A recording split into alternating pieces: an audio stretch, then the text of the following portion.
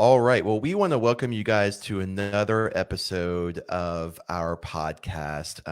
On today's episode, we're going to be interviewing Dr. Cindy McGovern, the owner and the first lady of sales at Orange Leaf Marketing.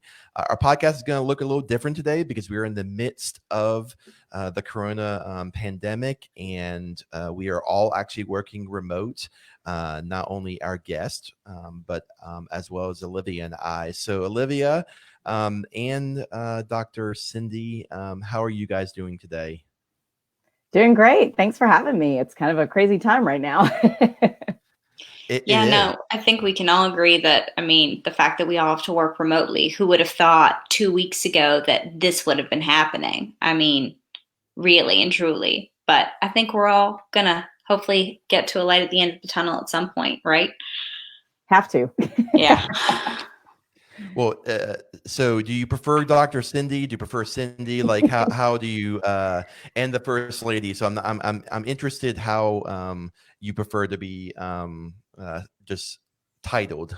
Cindy is just fine. My clients actually gave me the nickname Dr. Cindy, though, because it sort of stuck over the years. And when I was a college professor, I was Dr. McGovern. Fast forward, I'm quite casual and always introduce myself as Cindy. And then clients were like, no, it's Dr. Cindy. So it just sort of stuck. Well, that's good. So, tell me a little bit about this first lady of sales. That's everyone's titles are normally pretty boring, and that's pretty special. So, how did that come about? Did someone give that to you as well? So funny enough, that's another one that I sort of inherited. It started because I was often the only woman in sales or at the table or having a conversation. So I was referred to as, the token lady or the gal over there, little lady over here. And I wish I remember who said it, but somebody said, she's not like the little lady, she's like the first lady. I was like, wait a minute, I like that. I'm gonna hold on to that. So it sort of came from a comical start. And then, but we have no normal titles over here at Orange Leaf Consulting. We are all about wacky titles. So nothing normal over here. I like it. Well, you have written books. You're the author of the Wall Street Journal bestseller, Every Job is a Sales Job, How to Use the Art of Selling to Win at Work. And, we wanted to have you on the podcast because, our audience are small business owners who are having to wear lots of hats. Some of our audience are have people that are dedicated sales, but a lot of, small business owners are one of everything. And a portion of that, excuse me, is sales. And in light of where we are today in this series of weeks of kind of unprecedented times with the pandemic, sales is going to look differently. And so I think that we can definitely learn something from our conversation today. So I'm excited to kind of just jump right in and just talk about sales. So, so it's always kind of interesting to hear why or how someone got into the field they did. So how did you kind of get into sales? Kicking and screaming. I never wanted to do it, believe it or not. And that's kind of the funny part about my journey is I went to school. I thought I was supposed to be a college professor and then realized I prefer the not 18 to 22-year-old crowd. And so started looking at consulting, was doing consulting in the summer. Fast forward, went to work for a consulting firm. And about 6 months into the job, was put into a sales role. And I thought, oh my God, I'm going to get fired. I can't sell. I'm not a salesperson, because I was thinking of sales as sort of, I call him Tommy Two Thumbs, but that icky, used car sales guy coming across the lot at you. And I thought, that's not me. It's never been me. It's never going to be me. I'm going to have to go get another job. And so that's how I started getting into sales. And what I realized after not that long actually was that I'd been selling my whole life. I just didn't call it sales. And I just called it helping people or finding solutions. And when I realized that, I thought, oh my gosh, why wasn't I taught this? I went through 7 years of higher education in 3 degrees in communication and didn't learn what I put in a 240-page book. I want to help people be able to take this and use the skills of sales pros to get ahead, because I never thought I was a salesperson. If I can do it, trust me, anybody can do it.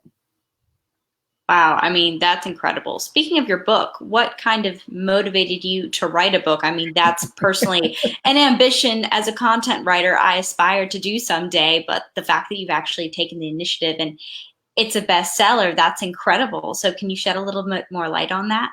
Yeah, it was funny because I was doing so much speaking, and people would always come up after and very kindly and ask, do you have a book? Do you have a book? And I'm like, no, I have a blog and it's free and it'll always be free. And I'm like, what am I missing here? And what I realized is, because I work so much in services and I work with so many people in professional services, there was a broader audience that I wasn't reaching. And that's what kind of led me to want to write the book, is I was like, I need to reach a bigger audience. Sales is not a business skill. It's a life skill, and it should have been taught in high school. And I'm trying to help people figure that out. So that was what brought me to write it. It did take time, but Olivia, you'll get there too. You'll get to this point where you're like, okay, now's the day to write it. And I can't even explain to you what happens in your head, but all of a sudden you're like, okay, now's the time. So you'll know. Well, that's very reassuring to hear. Thanks for telling me that. Since you've published the book, have you noticed a difference in your audience and who you're able to reach now, and, being able to access people outside of the professional service industry? I have. I've been really, really fortunate that the book, got some nice play. And so I've been able to reach some outside of professional services. Like, I was the keynote speaker at Sprint's Day of Learning this year. And I've been doing a little bit of international work as well, which is really fun for me, because this book is not bound by the US in any way, shape, or form. In fact, I just found out from my publisher a week before last that it's going to be translated into Spanish and Chinese. So I'm hoping that opens even more markets for it to help people to grow themselves and get what they want. Oh my gosh, that's so exciting. Congratulations. Thank you. Thank you. Do you speak any other languages? Not well. But I mean, that's pretty incredible to be able to say that your book has been translated. Obviously, someone else is doing the translating, since you're not as bilingual. So that's incredible. So, just in light of, where we are, we want to kind of jump into some practical stuff. Obviously, my guess is business owners right now are struggling with how to balance the sales approach today, because obviously there's a lot of other things on people's mind. I mean, pre jumping on live, we were talking about how there's no toilet paper in the state of California where you are, or at least not in the stores yet. Yeah. And so, but if we don't continue to build relationships and continue to engage with people, there's not going to be any sales coming down the pike. So what would you say are some of the things that our audience can really take heart in the season that we're in? I was just talking with my team about this yesterday, because I feel so strongly about us doing more outreach during this time to support our customers. And because we do work so much in professional services, you're absolutely right, Brian, is we don't have the luxury of sitting back and just waiting this thing out. We're not online. We're not doing cable online or signings online or selling houses online necessarily as much as we could be. So part of what I want people in professional services to recognize is your entire pipeline has always been 90 days lag. So any kind of professional services, you have to remember that whatever seeds you're planting today are the ones that pay you 3 months from now. So this too shall pass. This pandemic, epidemic, this too shall pass. We will come out of this. Whatever happens with the economy will happen. We will survive. It's a roller coaster. But remembering that you shouldn't take your foot off the gas because of this. Now, I do think there's a more compassionate way to sell during this moment. And I do think there's a more technology-based way to do it. Kind of, we're sitting here going through technology this morning, trying to connect and make sure everything is working. And it's certainly testing the bandwidth and things of that nature of our society. But I think we have to recognize this is actually the time not to sit back and watch Netflix, but to actually push forward and be innovative and use the downtime that you maybe do have to figure out what's going to be next. And I'm kind of a planaholic. I love planning. I love helping my clients to plan. But I think so many people are sitting here writing this out when, in fact, if you're in professional services, this is your best time to strategize. That's so funny that you mentioned that, Cindy. Brian and I, we just had a special podcast air yesterday in light of everything occurring. And that's exactly what we touched on, because we were like, I mean, even though people have downtime, this is not the Netflix and chill, Disney Plus marathon sessions. This is the time to be proactive and take advantage of the fact that you might be in someone's home, but now that you're sort of behind the screen and you have a behind the scenes look at things, you can think about things in a light you might normally have. You have the time to build a blog if you don't have one, have social media presence if you don't have one. So in light of that, sales is obviously something that's always moving and changing, but I'm sure you've experienced this. We've all experienced inboxes being flooded with retailers saying what they're going to do, and then also trying to shove 40% discounts down our throat at the same time. So how do you think business owners can take the more sensitive approach in light of everything going on and not be tone deaf to what we're all experiencing right now? I think that's a great question. I think that's what most people are struggling with right now is, how do I do this without being like, hey, remember me, send me business when you do have it. So I think one of the things that I would offer is, I talk a lot in my book about professional services. I have a story about a cable person. I have a story about an HVAC person. I have a story about a realtor. I have a story about a title company. I have a story about an attorney. Like, I'm big into this space, and this is most of who our clients are. So part of what we're telling our clients is, be real. We're all in this together. And it's not that you've become this robot of change and you're just going to forge ahead. It's the fact that when you are in somebody's house and you are appraising or you're doing whatever your job is, you're sitting back and you're recognizing them for what they are. And you're recognizing what struggle they're having. I mean, God, good Lord, Brian, you've got 6 kids. Like, if I was in your house doing some work or something, I would recognize the fact that you have 6 kids and, rationing toilet paper or salmon or whatever it is. I went to 3 different stores yesterday to find chicken breasts here. Like, it's just insane.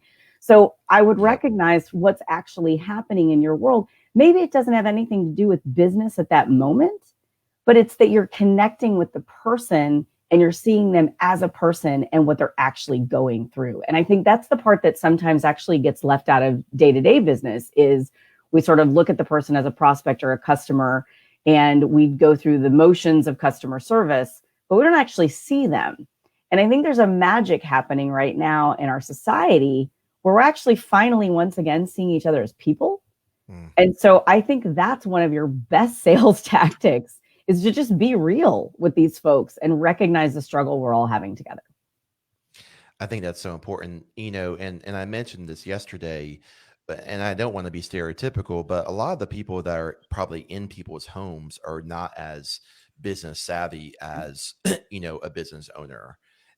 And so how do we, as a business owner, business leader, or manager, really help the person that's on, that are the boots on the ground per se in people's homes, that may be a little more rugged around the edges, to be able to be thinking in this way? Because my guess is, they go in and they think, okay, I've got a job. I got to fix this leak. I've got to do this appraisal.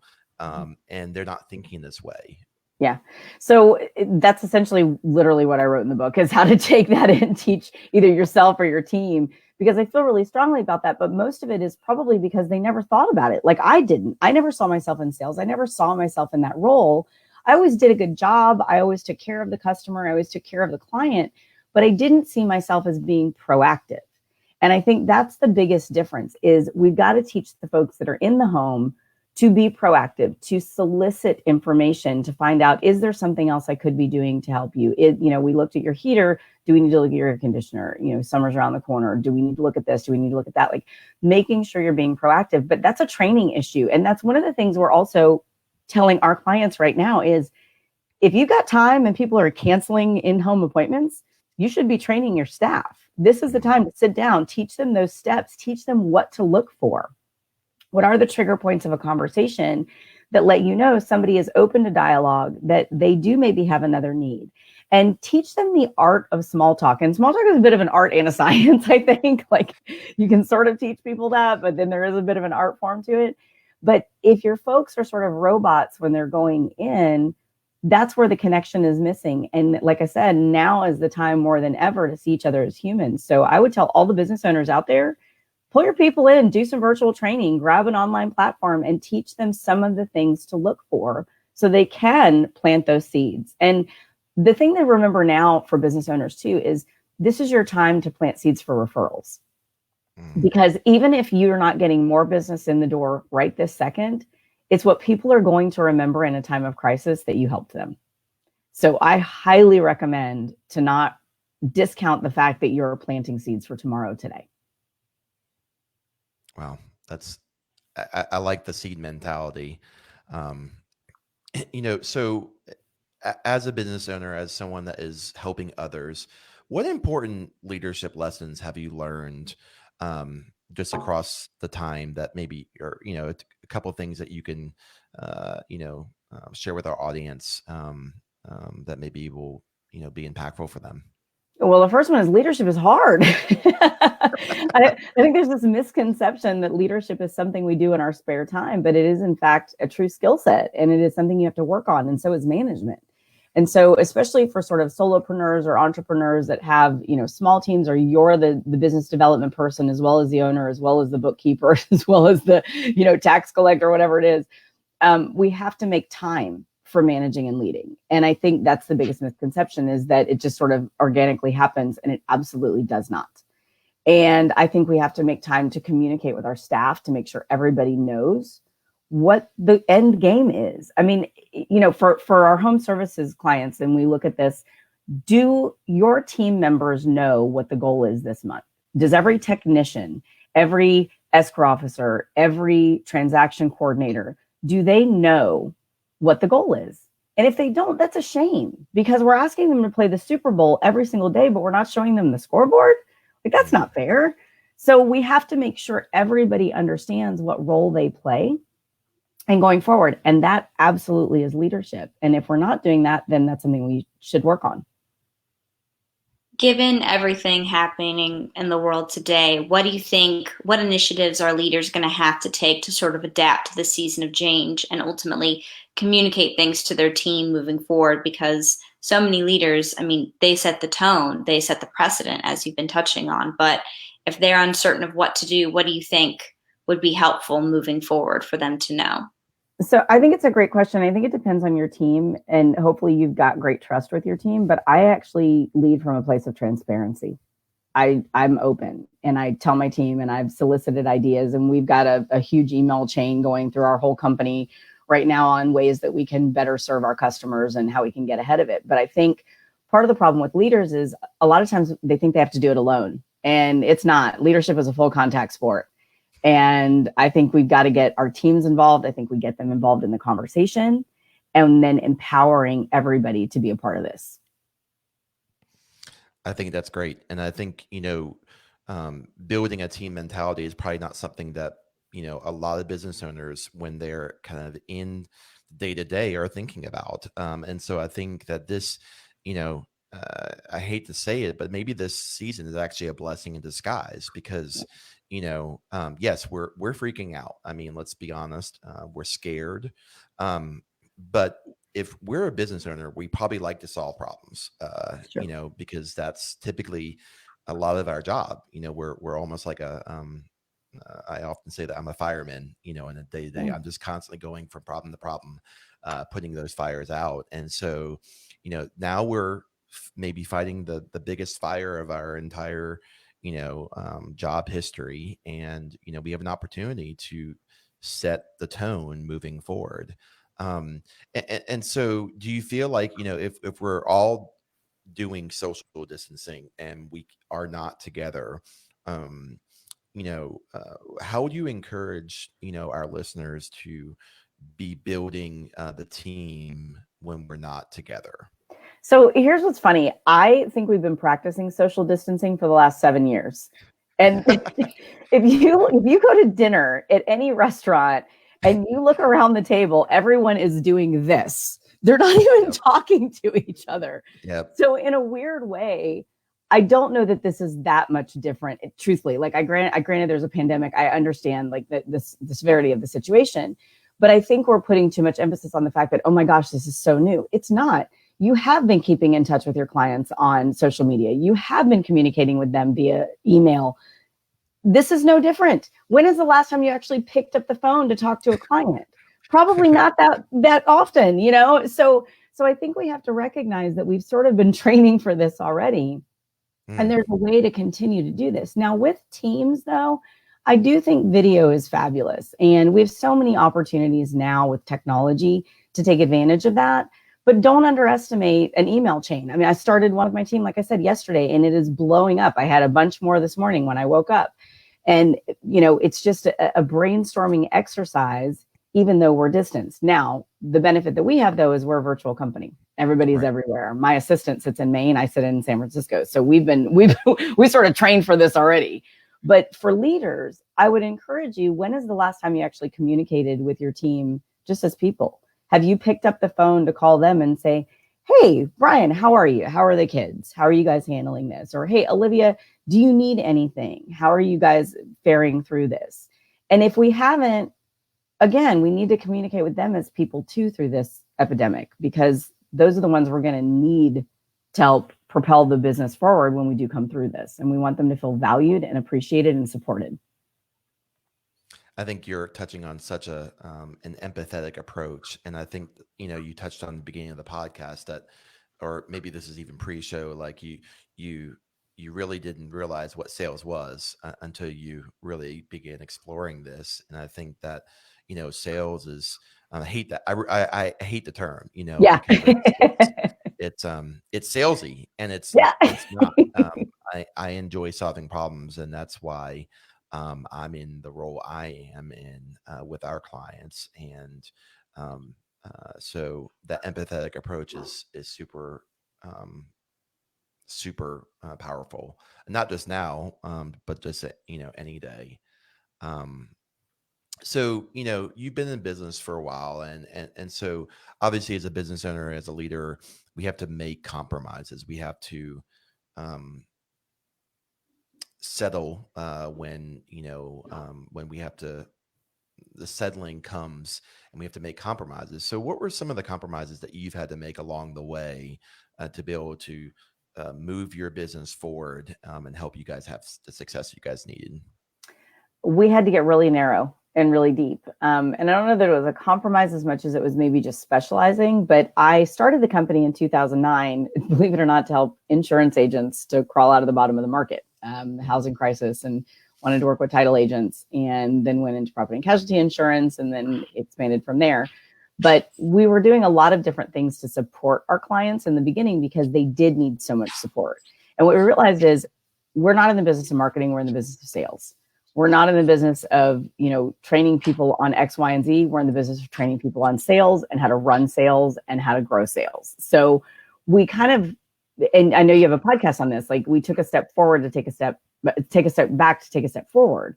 And I think that's something that was not necessarily a compromise, because I think it was almost a blessing in disguise, that it forced me to get real narrow, but real deep and know what our expertise is. And one compromise that comes with that is not being able to help everyone. And that's super hard for somebody like me, like you guys. I know we kind of all have that sort of helpaholic nature.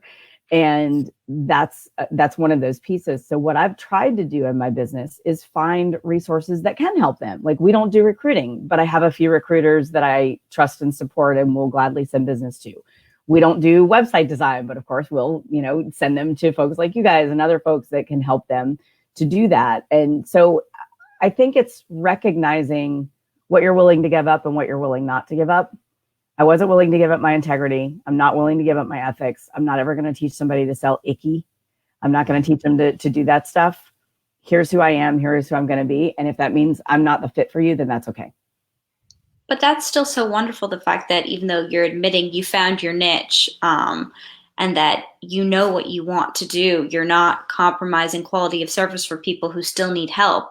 And the fact that you've created this network and you're still, you know, reaching out, you're still integrating with other people and being a resource for them, even if you can't use them. That's something, I mean, now more than ever, we need to really connect with one another and be able to make those referrals, make those compromises. Even though you might not close the deal, you're still being a good leader, you're still being a great business owner, and you're still placing the customer first. even though they might not be your customer at that point in time. So I think that's something that sales in general sometimes has a bad portrayal of, and they don't always think that mindset. So I guess that leads me to my question. How do you think you've changed the traditional sales mindset, and how do you communicate that to your clients? Because to your point, sales can seem cringy and sleazy at times. And I mean, my perception of sales has been changing over the past couple of years, but how do you think you can communicate that to your clients and ultimately to our audience? So it's funny because when I was shopping the book to publishers with my agent, one of the publishers asked me in the interview, why you to write this book? And I said, because it's my story. Nobody else can tell this. And every sales book I've read was from somebody who got sales in the beginning. They understood it. They it's hard charging. And I was like, that's not me. And it's never going to be me. And I never saw myself in a lot of those books. And so that was part of the reason that I needed to write this. And I needed to share my story and my journey with the reader and with our clients. And that's actually what I've been doing for 11 years in business now, is helping people to sort of embrace their inner salesperson. And so the way that I do that is helping people to recognize that you've been selling your whole life. And I'm kind of with you, Brian. I think we need a new word. By the time I'm done with this, there may be a new word for sales. I'm gonna have to invent something because it does have such a negative connotation. But the way that I've helped our clients, and the way that I would actually help your listeners too, and my advice to you is recognize the areas in your life that you're selling successfully. Have you ever gotten a child to eat anything green? Oh my God, you're like the best salesperson on the planet.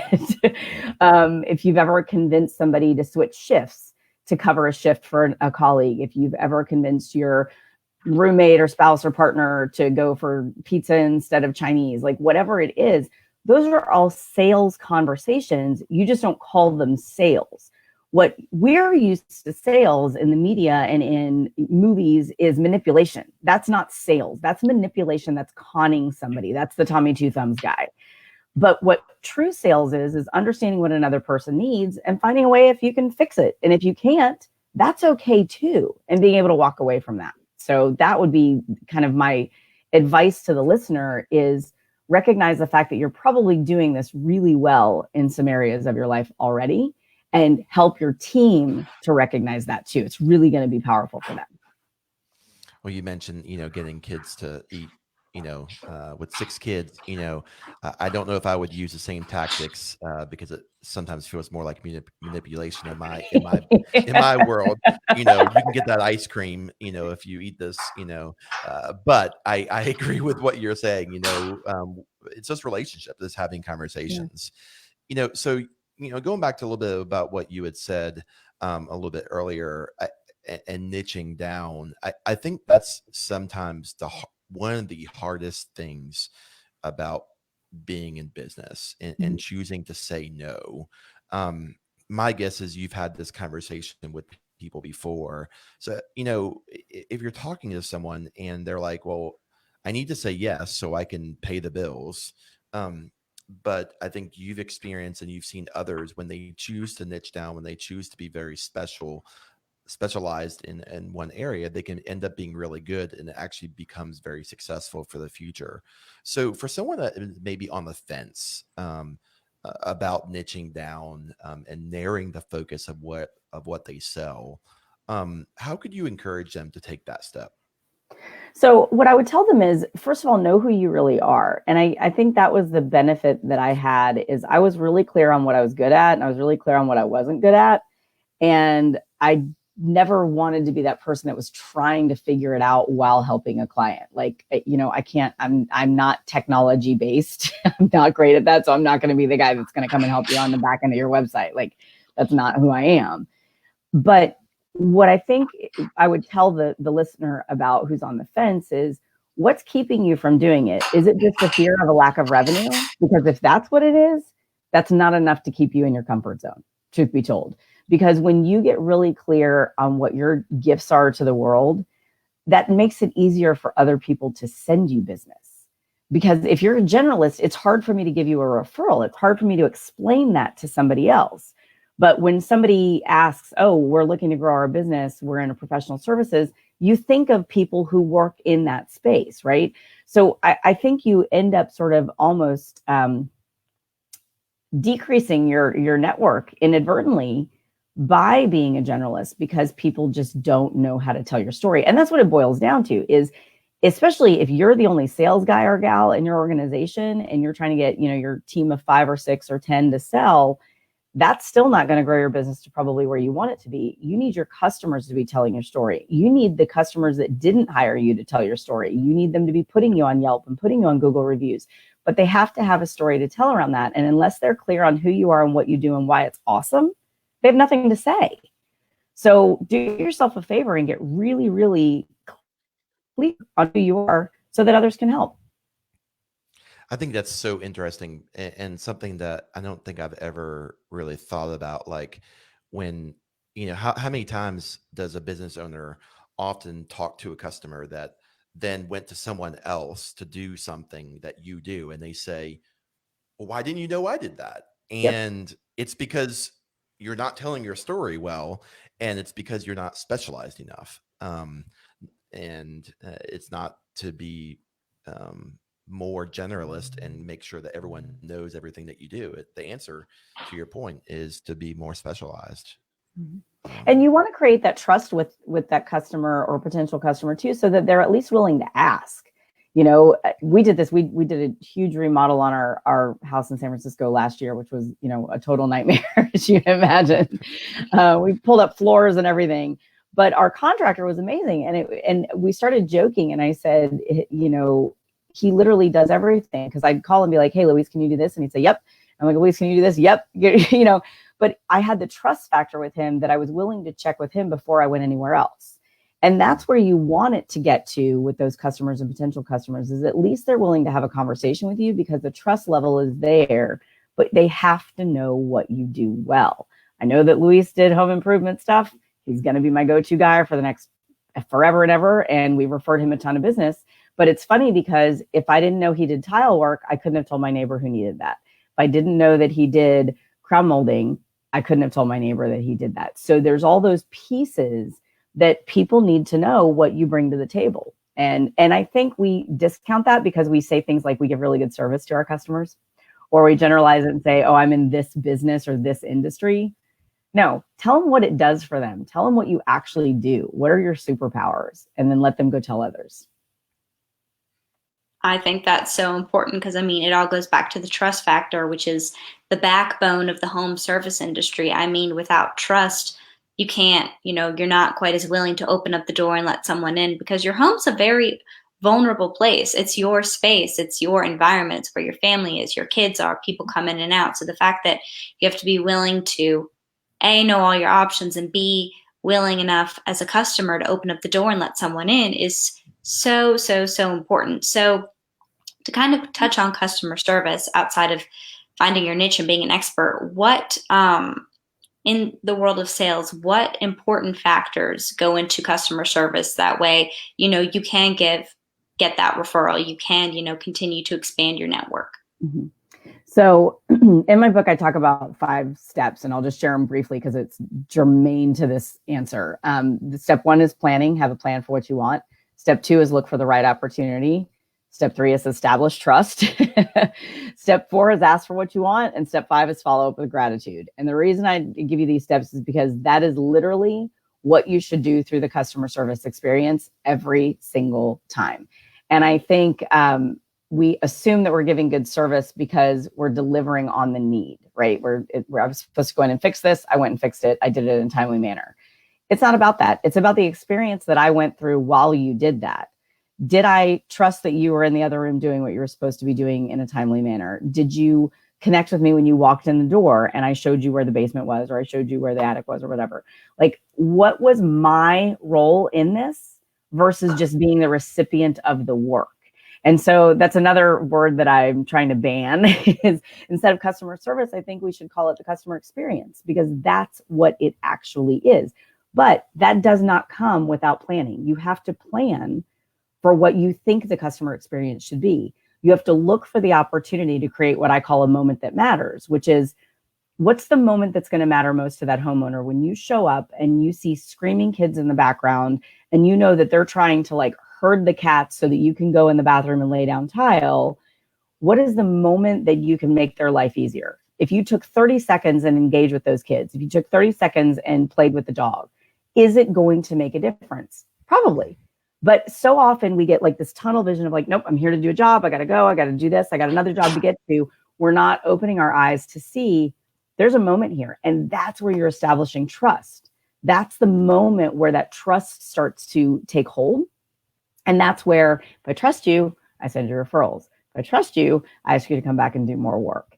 And then and only then are you able to actually go to the other steps of the process of asking for a referral or asking for a review or asking for more business, and always making sure that people feel the gratitude from you as well. And I think that's another misconception we have in professional services, and especially in home services. We've done a job, we did it well, we move on to the next one. How do we let the client know that we appreciated the fact that they trusted us to come in their home? My contractor had a key to my house for a year. I mean, that's some level of trust, like way Jedi level stuff. So like, you have to think about, how are we showing them after the fact we appreciated that level of trust? And I think sometimes we misconstrue the word thank you for gratitude, or goodbye meaning thank you. How do you keep in touch? And that's another area where you can really create a moment that matters for that customer and elevate that customer experience even after the fact. I mean, I think that's incredible. I mean, the home is such a special place, as Olivia has mentioned. And I think being able to really identify that as your book, every job is a sales job. You know, it's, and I don't know if you follow HubSpot, but I mean, that whole concept, you know, the flywheel, you know, it's not really, you know, it used to be that sales was here and marketing was here. It's everything. And it's everything, you know, service is sales and sales is service, and marketing is sales and service. It's all one and the same. And when we get to that mindset, it's really powerful. So thinking about that concept, you know, oftentimes marketing and sales and service are not aligned. And I think that sometimes there's a lot of friction between the departments per se. But in your title of your book, you know, it's realizing that sales is never ending. And I think that is also realizing that service is never ending and marketing is never ending.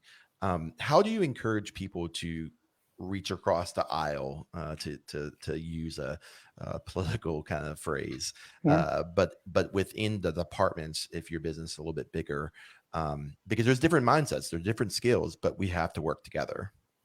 So this is a lot of the work that we do at Orange Leaf Consulting is helping clients to recognize this. But I'll tell you, the biggest thing that you can do as an owner, as a leader, is to have a plan that everybody understands what the end game is. And I think what you'll find is, if you actually take a step back and look at your organization today, you'll recognize that sales knows what the goals are.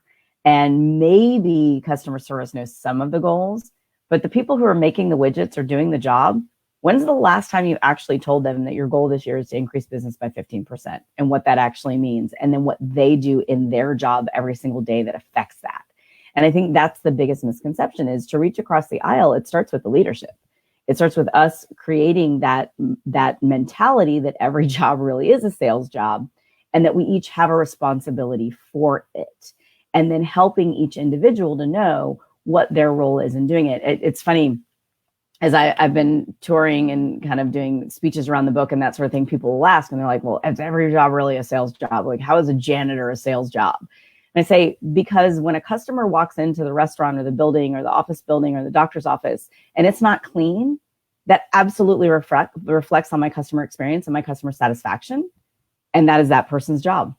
So if it's not clean and I don't see that the trash can isn't overflowing, that changes my perception. That is absolutely a sales job. Not to mention the personal branding aspect of that janitor selling themselves to their employee or boss or that sort of thing. But I think we have to recognize that in order to reach across the aisle, if we are expecting our teams to do that, we have to make sure they have the tools and the understanding of why they need to reach across the aisle. Not just, hey, everybody, we're going to do sales now.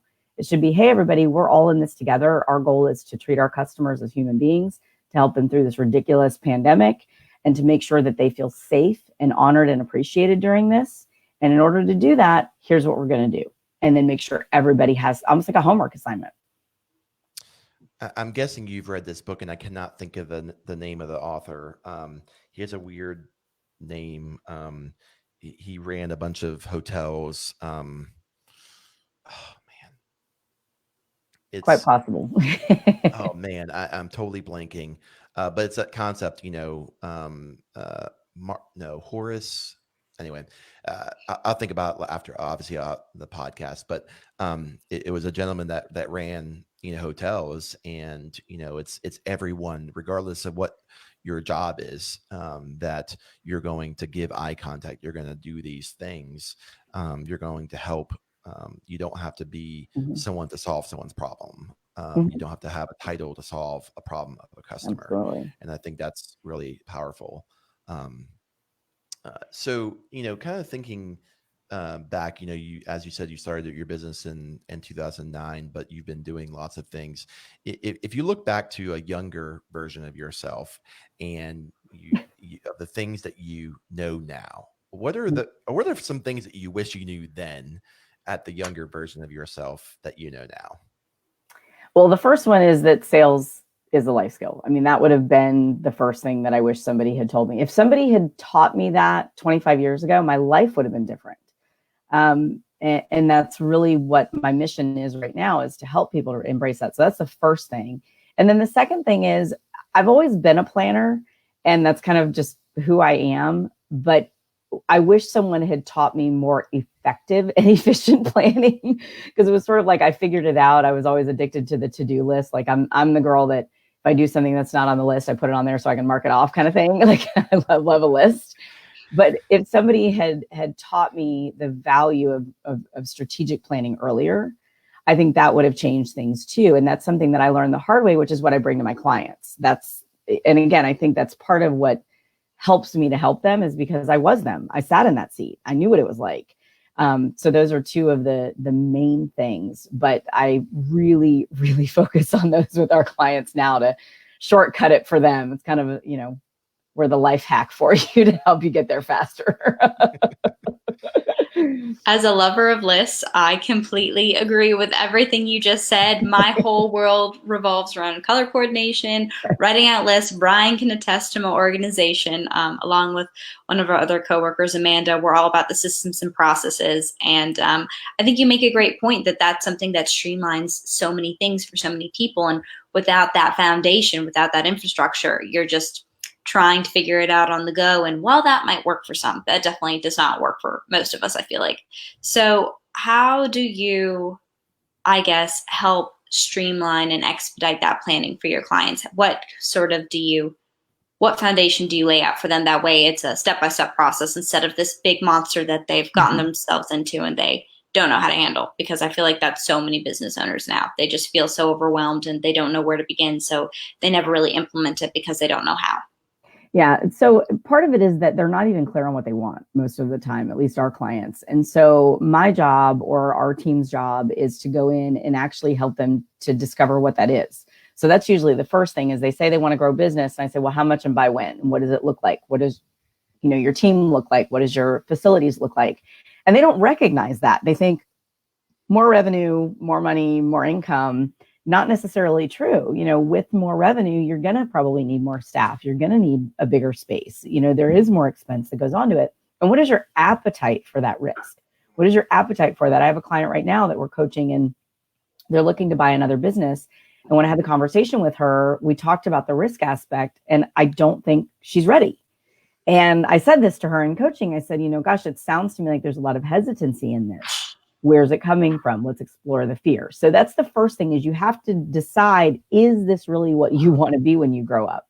And then what we do is we work backwards with them. So we say, okay, in 3 years, here's where you want to be. And it doesn't have to be this hard and fast, like, oh my God, stake in the ground never moves. But here's where we basically want to be. Let's work backwards. What do you need to do today to get closer to that goal? And what's humorous with a lot of home services clients of ours, they're not clear on their average revenue per client. They're not clear on where their clients come from. They're not clear on where their referral sources are. So a lot of it is also unpacking where your current business is, where it's coming from, And is it in danger? Because we also find that a lot of our clients in the professional services realm have a couple of clients that are really big clients of theirs or really big referral sources. If they went away, that's not good.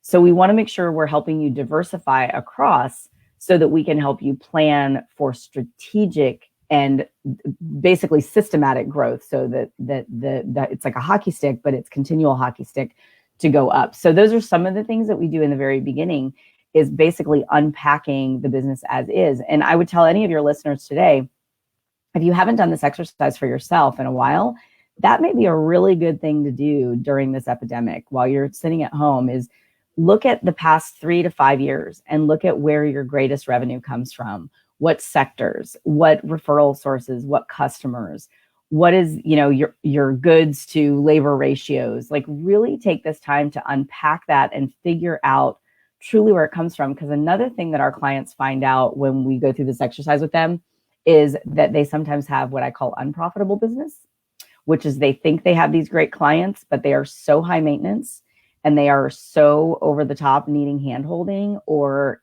just driving your staff crazy with questions and things of that nature, that they're not actually good customers, even though you think they are. So this is a good time to sit back and look at that.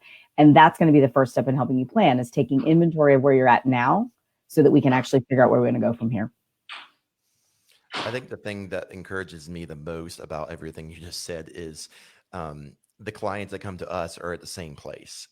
And so as a listener, I think it's sometimes easy for us to hear when someone has it together and be like, oh my gosh, like I'm never going to get there. But we're all, lots of people are in the same boat. Yeah. Our customers, like, we start asking the same questions, what are your goals? And they're like, well, I don't know, what are your sales? What's your lifetime value? Like, all these questions, and they can't answer it. Yeah. And that's okay, as long as they're willing to do something about it, as you said, and get them to a place where they can begin answering these questions, because, those answers are going to be the success points of your business. So I think that's incredibly encouraging, just to me and the listeners, that so often we can just think, oh my gosh, I'm like the only person that can't get their act together. But in reality, there's lots of us. Yeah. Well, that's why I have a job,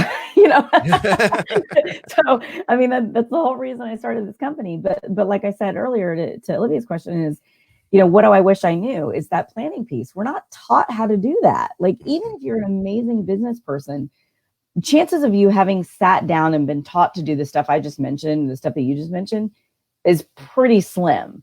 So it's recognizing that that's an area where there are resources to help you. There are companies to help you. There are books, there are podcasts, there are, videos, all those pieces that can help you. There are resources to give you that opportunity. And you know what? You're all in the same boat. You might as well row together. If you've got a friend that's across the aisle from you, calling on the same customers you are, y'all get together and do some planning together, help each other out.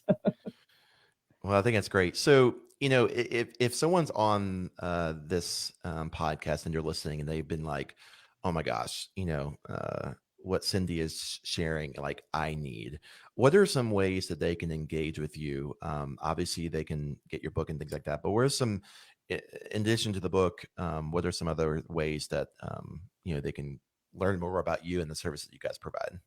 Thank you. So we've got two websites. We have orangeleafconsulting.com and drcindy.com. And both of those have blogs that you can sign up for completely free. And it is all business advice. It is literally all business, grow your business, grow yourself, grow your personal brand, all those wonderful things. And then social media. We post just about every day across Twitter, LinkedIn, Facebook, and Instagram. So it's either Dr. Cindy or it's 1ST Lady of Sales. And you can type in Dr. Cindy and it'll come up as well.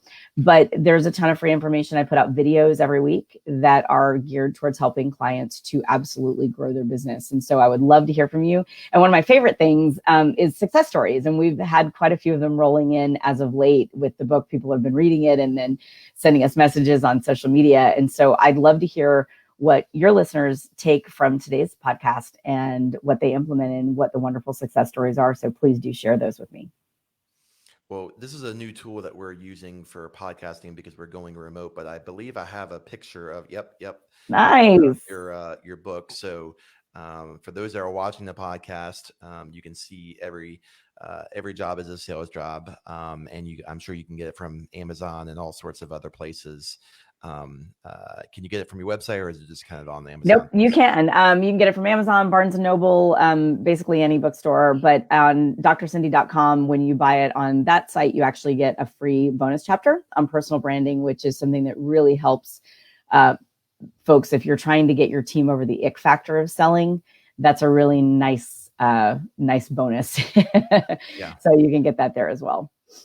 Well, just as we wrap up, are there any other lasting thoughts, that have been bouncing in your head as we've been having conversations, whether it's about, how to get through this process of the coronavirus or not? Just any lasting thoughts for our audience?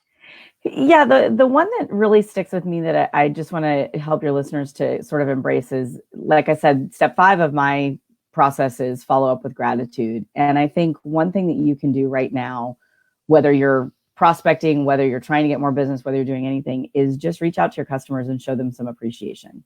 And appreciation for not only their business that they have given you, but appreciation for the struggles that they're going through right now. And I think that's going to go a long way because people just need that human touch right now, especially when we're all homebound and, working remotely.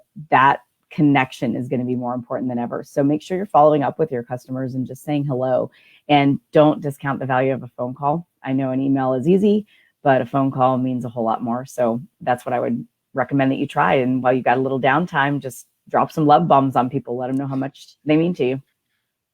Yeah, I think that's great.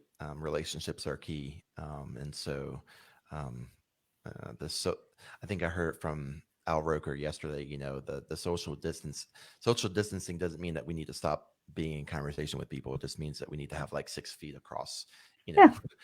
from each other. So, and as you said, I mean, the beginning of the podcast, we've actually been doing this for 10 years since the first iPhone came out. All the introverts in the world were like, this is what I've been uh, Yes. living. I mean, it was like the perfect life. But for extroverts, we were like freaking out. Yes, this So extrovert over here is definitely struggling with the social distancing. But, to your point, human connection matters more than ever now. And the fact that, taking that 5 minutes to reach out and make a phone call, it really makes all the difference in the world. And that's what we all need right now more than ever. So hopefully it comes back to reward all of our clients tenfold. That's the plan. well, I appreciate you jumping on the podcast today. Thank you for joining us all the way from San Francisco. I know, as you said, pre-podcast, you are like homebound. Yeah. Like you can't leave your home unless you need to. And I know that many other cities are potentially, going to be in that same way shortly. But we do know that other countries are now getting on the backside of this, and so despite it being scary, we're going to get out of this, and we're going to be on the other side of this in a couple weeks or a couple months. And just working together is just what we need to be doing. So Absolutely. Well, thank you so much for having me. It has been a pleasure. I'm excited and really looking forward to hearing the success stories, as I mentioned. But yeah, I couldn't agree more. We're all in this together. So let's help each other. Well, great. Well, on our next week's episode, we're going to be interviewing Jerry she's the education director of NAV, and NAV is a company that helps businesses understand financing. And I think this is going to be a very timely conversation, just knowing that we're going to be entering a season where uh, finances are going to be a challenge, and knowing your numbers and knowing how to get support in this season is going to be helpful. So even though we planned this weeks ago, we knew that we'd be having this conversation now in the midst of the coronavirus. So stay well Thank over you. in California, and appreciate you joining our call. We'll get you a link so you can share this with your listeners as well. And if you have been a listener today and have been encouraged, I just want to encourage you guys to go buy the book, jump on and subscribe to the podcast. I'm sorry, not the podcast, the blogs on the 2 different websites for Dr. Cindy. And thank you so much. Thank you. All right. Bye-bye.